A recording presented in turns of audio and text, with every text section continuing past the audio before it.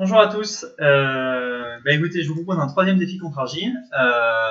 L'objectif, c'est toujours de faire en sorte que cette période de confinement se passe le mieux possible pour vous tous. Donc, j'espère que vous pourrez apprendre des choses tout en ayant un côté un peu ludique, ce défi. Donc, on va y aller en espérant que j'ai des ânes intéressantes à commenter. Et on commence tout de suite avec mon partenaire, coupe de 2 sans atout. Donc je rappelle, 2 sans atout, c'est 20-21 points dans une main régulière.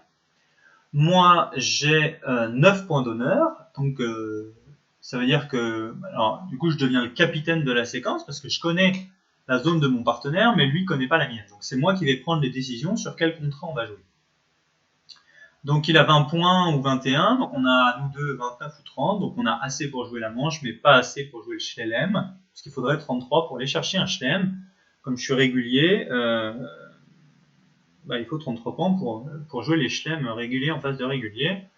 Il faut que je trouve juste la meilleure manche. Donc est-ce qu'on est fit cœur, auquel cas on joue 4 cœurs, et si on l'est pas, on jouera 300 à tout. Donc pour savoir ça, je vais faire un Steman au palier de 3, 3 trèfles, et il va me dire 3 cœurs, il est fit cœur, enfin il a 4 cartes à cœur, donc nous sommes fit cœur, et je peux conclure au palier de la manche à 4 cœurs. Parfait, donc je vais jouer 4 cœurs, et je vais compter mes levées. Donc je vais faire As-Roi Dame Valet de cœur, ça fait 4. Je vais faire As-Roi de carreau, ça fait 6. As-Roi de trèfle, ça fait 6. Je vais faire l'As de carreau, ça fait 7. Je vais... Est-ce que je prends un risque? Pas tellement. Je pourrais laisser filer le carreau pour faire l'impasse à carreau tout de suite. C'est pas mal. Le seul risque serait que s'il y avait un singleton carreau, ce qui pourrait arriver, donc peut-être qu'il faut pas le faire. Au cas où il y a un singleton carreau, je vais essayer de me protéger de ça. Je vais mettre l'As. Comme ça, je me protège un peu. Parce qu'en fait, mes levées, je vais les avoir. J'ai 4 cœurs. Je vais affranchir 2 carreaux. En rejoignant carreau, ça fera 6, 7, 8. Et puis, je vais affranchir 2 piques, ça fera 9, 10. Puis, on pourra peut-être même faire des coupes à la fin. On va voir ça. Donc, je vais faire tomber les atouts. Place. Alors pourquoi j'ai jeté la dame de carreau? Parce que comme ça, je peux soit décider de surprendre le 9 des fois que, soit jouer petit vers le 9. En tout cas, ça me laisse des possibilités de communication. Quand on peut se laisser des possibilités, il vaut mieux se laisser le plus grand choix de possibilités. Donc je fais tomber les atouts qui ont la bonne idée des 3, 2. Donc je vais pouvoir pro-jouer carreau. Voilà, donc le roi a été déplacé, donc j'ai rien perdu à jouer comme j'ai fait. Et on est en train de m'affranchir du pic. Eh bien, fort bien. Et puis, le coup est fini, parce que maintenant, sur valet 10 de carreau, je vais jeter mes 2 trèfles, et ma main sera maîtresse ensuite. Donc voilà, ça s'appelle utiliser des extra gagnantes du mort pour défausser des cartes. Donc là, j'utilise mes extra gagnantes à carreau pour défausser mes 2 cartes de trèfle. Ma main est maître, je revendique toutes les levées. Faites-le en club aussi quand vous êtes à la table. Quand le coup est fini, montrez votre main, ça évite aux adversaires de réfléchir. C'est passé la même chose de l'autre côté, et on enchaîne. Alors, l'adversaire ouvre d'un pic. Je peux pas dire de carreau parce qu'il me faudrait 6 cartes à carreau et j'en ai 5 qui sont pas belles. Je peux certainement pas dire 2 cœurs parce que je ne mentirai jamais au palier 2 sur la longueur d'une majeure. Il va croire que j'ai 5 cœurs. Je peux pas contrer d'appel parce que j'ai un singleton trèfle qui est très embêtant. Si je contre et qu'il dit 2 trèfles, j'aurais pas l'air très intelligent. Donc, je passe. Sans atout, 2 trèfles. Alors maintenant, ça commence un peu à vouloir se mouiller à contrer. Donc je vais contrer pour les carreaux et les cœurs, même si peut-être que c'est les couleurs de West, mais bon, j'ai l'impression que le jeu en vaut la chandelle. Alors je compte, le partenaire dit 3 cœurs, ça les pousse à 3 piques. Maintenant j'ai la dame de pique 3ème, faut peut-être pas exagérer. Je vais passer, on va voir ce qui se passe. Je les ai poussés, c'est déjà ça, sinon ils auraient probablement joué que 2 piques. Alors, là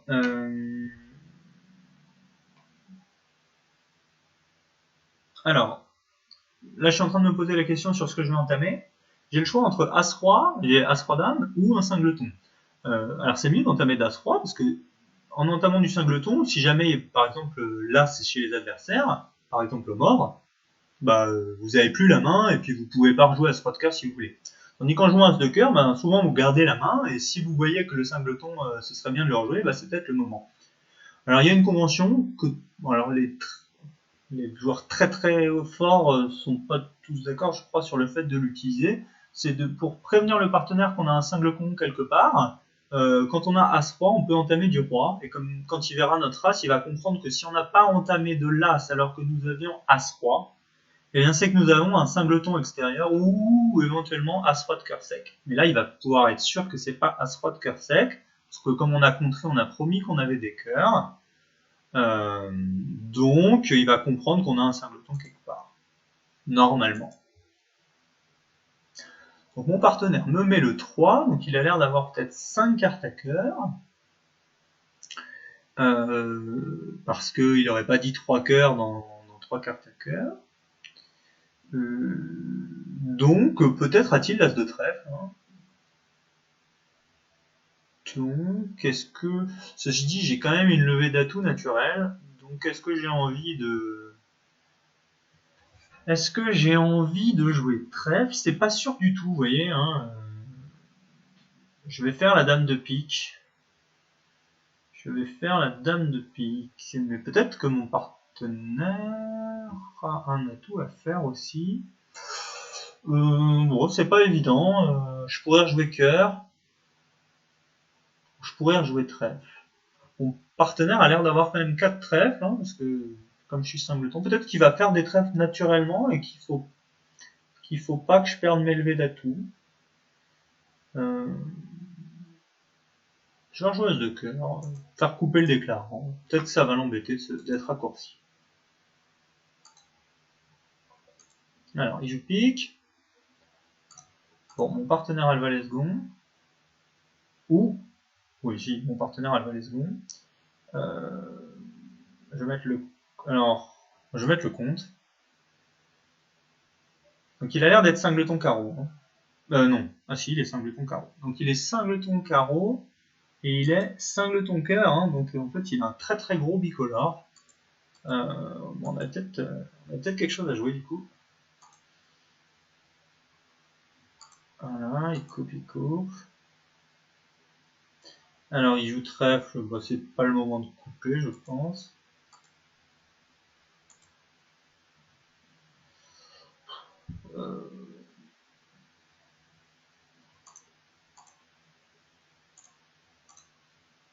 Bon, on va utiliser 4 piques, donc au moins on les a pas poussés à 4 piques. On les a pas poussés à 4 piques et ça s'est passé pareil de l'autre côté. Bon, et ben on va essayer de faire un peu de différence sur la suite. 10 points d'honneur, j'ai beau être vert contre rouge, je vais pas ouvrir ça, je suis régulier avec des petits honneurs partout, ça n'a rien qui mérite d'être réévalué. On ouvre d'un carreau à ma gauche, donc on a c'est l'ouverture normale d'un carreau, il a 12 points. 3 cœurs c'est un barrage, mon partenaire a 7 cartes à cœur dans une main faible. Alors il dit 3 piques. 3 piques qui est forcing, hein. Donc on va voir où est-ce qu'ils vont arriver les adversaires, mais ça commence à sortir pas très bon pour eux, parce que j'ai quand même 10 points.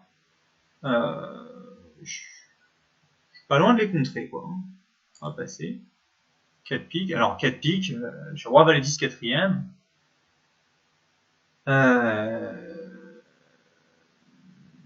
J'ai cœur roi valet 10 quatrième. Hein. Le roi de carreau, parce que là j'hésite à contrer. J'ai peut-être bien 3 levées de pique. Et mon partenaire aurait une levée de cœur. Le roi de carreau, malheureusement, il a l'air mal placé, parce que vous voyez, il a ouvert d'un carreau, il est derrière moi. Je pourrais faire... ouais, ça pourrait vite faire 4 piques contrées égales. Mais bon, je vais contrer parce que j'ai envie de battre Argine et qu'il faut faire un peu de différence. Donc on y va. Et je vais entamer ma dame de cœur seconde. J'espère fort que mon partenaire a l'as. Donc le roi de cœur seconde, c'est une excellente nouvelle. Parce que mon partenaire va faire as valet de cœur. Mon partenaire n'a pas as valet de cœur. Donc mon partenaire a l'as de cœur septième. Donc ça laisse présager qu'il a peut-être quelque chose en plus.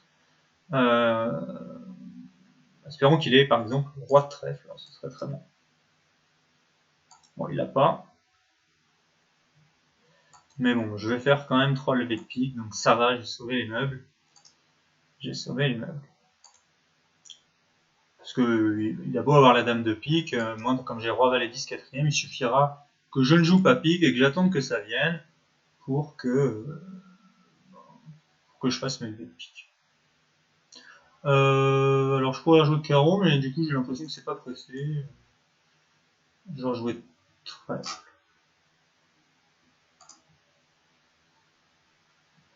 Voilà, donc comme je veux pas être mis en main, enfin de toute façon je vais devoir jouer carreau, donc voilà, j'ai donné la dame. Bon, j'ai pris 3ème paix parce que j'ai osé contrer, c'était pas du tout clair, hein, c'était pas obligé que ça marche bien comme ça. J'avais roi valet 10, ok, j'étais pas sûr qu'il soit derrière les honneurs, donc j'ai eu un peu de chance sur cette dame. Allez, on poursuit, et puis on va essayer de tenir ces 3ème paix d'avance, et puis je vais essayer de bien expliciter mes enchères. Alors, mon adversaire ouvre un carreau, j'ai 5 cartes à cœur et 4 cartes à pique. On pourrait se dire qu'il faut contrer pour retrouver tous les fits majeurs, mais en fait, dire un cœur, c'est très bien, parce que si le partenaire il a 4 piques, il dira un pique tranquillement, on va retrouver le fit pique. Après, on pourrait même se dire qu'on pourrait contrer toute distribution, mais je suis un tout petit peu faible, j'ai une dame de trèfle sèche dont on a du mal à savoir ce qu'elle vaut, donc je vais dire un cœur. Le partenaire dit un pique, justement. Et du coup, j'ai une main très forte, je suis fit épique, et j'ai une main vraiment maximum, donc j'ai l'impression que je vais pouvoir faire ce qu'on appelle un splinter. Hein. J'ai l'impression qu'en utilisant 4 trèfles, ça montre exactement ce que j'ai, hein, 15-17, 5 cœurs, 4 piques, et un cingleton à trèfle. Donc bon, là c'est dans une séquence un petit peu spéciale où on est dans des interventions et des réponses, mais le splinter le plus classique, c'est j'ouvre d'un cœur, mon partenaire dit 4 trèfles, ça veut dire qu'il est cingleton trèfle avec un jeu qui a de quoi jouer la manche. Quoi. Mais on peut jouer les splinters dans plein de situations, dont celle-ci. Donc je vais dire 4 trèfles splinter. De toute façon, quand on dépasse 300 atouts, ça sous-entend toujours un fit, hein, parce qu'il n'y a pas de raison de dépasser 300 atouts si on n'est pas fité. Donc là, il va comprendre que je suis fité pique. Donc il dit 4 piques, probablement il ne peut pas trop aller jouer le chelem, donc on va jouer 4 piques. Très bien. Et donc c'est Est qui a ouvert d'un carreau. Donc dans ces cas-là, on joue presque à carte ouverte, probablement, on va compter les points, il y en a 17 au mort. Chez mon partenaire, 4 et 3, 7, 8, 9, 10, donc ça fait 27. Et comme Est a ouvert, on va considérer qu'il a 12 points, même s'il a ouvert en 3ème. Ça fait 27 et 12, 39, ce qui laisserait au maximum 1 point ici chez Ouest. Donc si mon analyse est correcte, il vient d'entamer sous le roi de carreau, et en laissant filer vers le valet, je devrais faire le valet. Espérons que je ne me sois pas complètement planté. Donc ça a l'air d'être ça, très bien. Donc en particulier, Est à l'as de pique. Hein. Est à l'as de pique. Donc il faudra juste essayer de pas trop perdre de pique. Donc je joue pique vers mon roi, et puis ensuite on va voir.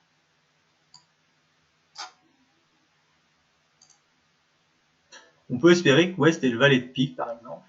Ce serait bien ça. Là, je vais jouer petit pique des deux mains en espérant qu'il soit obligé de mettre l'as parce qu'il avait l'as second. Alors, quand il met le valet, ça ressemble au valet second, mais ça pourrait être valet 10, donc je vais mettre petit quand même. Le 10 était là, donc voilà, ils vont prendre leur trèfle. Et il leur reste un pique à faire, et puis c'est tout. Je peux même défausser mes cornettes sur. Je peux couper, enfin je peux faire ce que je veux. Je fais tomber le dernier atout. Je suis bête, hein, c'était l'as de pique le dernier atout. Excusez-moi. Voilà. Et maintenant, je reprends la main et je fais tous mes cœurs. Donc je vais faire 4 piques égales. Ok. Une égalité. Donc je vais gagner peut-être sur un. Oh là là, je me suis avancé. Je vais me dire, je vais gagner avant la dernière donne. C'est très mauvais signe.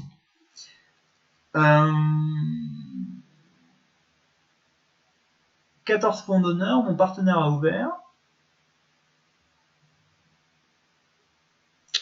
j'ai le choix entre deux enchères. Parce qu'on est intervenu à un cœur à droite. Donc, en tout cas, il faut que je fasse des enchères qui sont forcing, hein, c'est sûr. Parce que j'ai 14 points et mon partenaire ouvert. Donc tout de suite, ça doit tilter. Je ne peux pas m'arrêter avant la manche. Je ne dois pas laisser croire à mon partenaire qu'on peut s'arrêter avant la manche. Donc pensez bien à ça. Hein, quand vous êtes sûr de vouloir jouer la manche, vérifiez bien que toutes les enchères que vous faites sont forcing. Donc j'hésite ici entre un cubide, qui promet un gros fit trèfle souvent. Donc un cubide ici de 1 cœur, ça voudrait dire j'ai du jeu, et puis j'ai pas d'enchère naturelle, et probablement je suis fité à trèfle. Mais comme je viens de le dire, c'est plutôt, ça dénie plutôt une enchère naturelle. Et là j'ai l'impression que j'ai quand même une très bonne enchère naturelle, c'est 2 carreaux, qui montent du jeu et du carreau, et après je vais soutenir mon partenaire à trèfle. Qui dit 3 trèfles, donc il n'a pas l'arrêt cœur en tout cas, et il a du trèfle. Alors comme moi aussi j'ai beaucoup de trèfle, ça commence à sentir un peu le chelem, donc j'ai envie de dire 4 trèfles pour orienter tout ça. Je lui dis qu'on va jouer à trèfle, il me dit 4 carreaux, donc il a le contrôle carreau, donc c'est le roi de carreau, parce que quand j'ai cité les carreaux, quand il dit 4 carreaux, c'est que il peut pas me dire 4 carreaux avec un singleton carreau, typiquement. Il faut pas que je puisse confondre le roi et un singleton carreau. Donc quand il dit un contrôle dans ma couleur, c'est un contrôle avec un honneur. Donc ici, comme j'ai l'as, je sais qu'il a le roi de carreau. Le contrôle, c'est soit l'as, soit le roi, soit le singleton. C'est tout ce qui empêche les adversaires de pouvoir entamer as de carreau, puis prendre roi de carreau, et nous faire chuter un chelem tout de suite. C'est pour ça qu'on fait cette procédure, c'est pour éviter, si on joue 6 trèfles, que les adversaires puissent faire as et roi de carreau au départ. Et en plus, ça nous permet d'en apprendre plus sur le jeu du partenaire, pour essayer de voir si on va pouvoir gagner ou pas le chelem. Donc ici, lui a le contrôle carreau, et vous remarquez que moi, le contrôle cœur, je ne l'ai pas. Parce que si j'ai pas le singleton, j'ai pas l'as, j'ai pas le roi. Donc si, vu de ma main, les adversaires, ils peuvent très bien commencer le coup par jouer as de cœur, puis roi de cœur, et j'ai chuté 6 trèfles, si je joue 6 trèfles. Donc c'est pas terrible. Donc je vais dire 4 piques pour dire que j'ai pas le contrôle cœur parce que je le saute, mais j'ai le contrôle pique. On va voir ce qu'il fait. Donc il pose le Blackwood, donc il doit avoir le contrôle cœur, hein, on espère, et donc on va compter nos clés. Donc nous sommes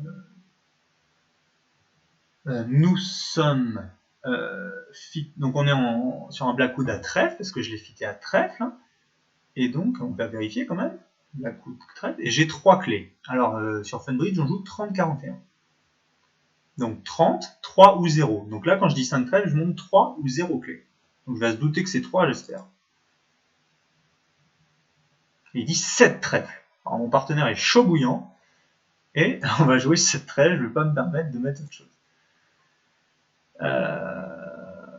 Ceci, donc. Alors, écoutez, ça a l'air plutôt très bien. Je vais faire Sylvet de trèfle. As roi de pique, as de cœur, as de carreau. 6, 7, 8, 9, 10.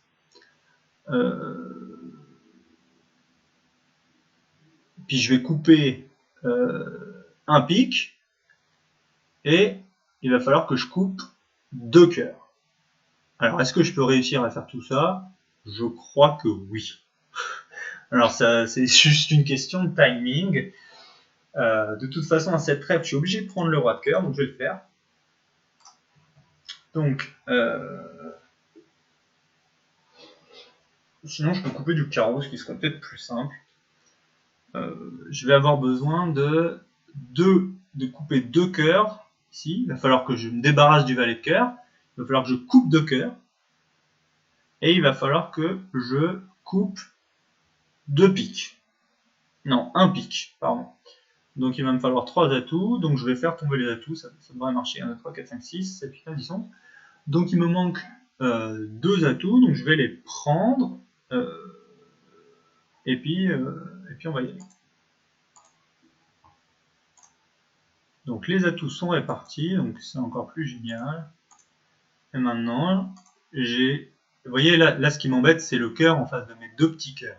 Donc si je veux gagner ce coup, il va falloir qu'à un moment je me débarrasse des cœurs d'une main. Et quelle est la carte qui va me permettre de me débarrasser de mon cœur ici? Eh bien c'est le roi de pique, parce que sur cette extra gagnante, je vais défausser le cœur, ce qui va me permettre de perdre aucun cœur, puisque les cœurs après je vais pouvoir les couper. Donc ici, je vais commencer par jouer As de carreau et couper un carreau. Ça va me permettre de revenir en main pour utiliser mon roi de pique. Et tout d'un coup, le coup s'éclaire. Hein. Enfin, si vous ne l'aviez pas encore vu, maintenant je joue en coupe-coupe. Je coupe un pique, je coupe un carreau, je coupe un cœur, etc. Et là, j'ai gagné 7 trèfles. Donc c'est plutôt un très bon coup, et je vois mal ce qui peut nous arriver. Est-ce que Argine a trouvé cette trèfle? On va voir. Voilà, et puis je vais couper le dernier cœur, et puis il va me dire que c'est bon. Alors j'espère fort être en train de gagner ce défi. On prend 17ème, alors là c'est énorme. Argine n'a joué entre guillemets que 300 atouts. Alors elle a choisi de faire un cubide, donc elle a préféré l'enchère artificielle à l'enchère naturelle, ce qui fait que le partenaire il a préféré, sur le cubide, il a préféré citer son arrêt cœur avec l'as troisième que de répéter ses trèfles. C'est assez mal joué probablement, parce que 6 trèfles et un singleton, dire 200 atouts, là, bon. Il a encore le temps pour dire qu'il a l'arrêt cœur. Donc bon, écoutez, on a bien enchéri. Enfin, surtout mon partenaire n'a pas dit 200 atouts, hein, ce qui m'a aidé. Je pense que si là il avait dit 3 trèfles au lieu de 200 atouts, elle serait aussi parti très haut. Donc écoutez, je suis assez content d'avoir gagné ce défi. J'espère que ça vous a plu, et puis je vous dis à une prochaine.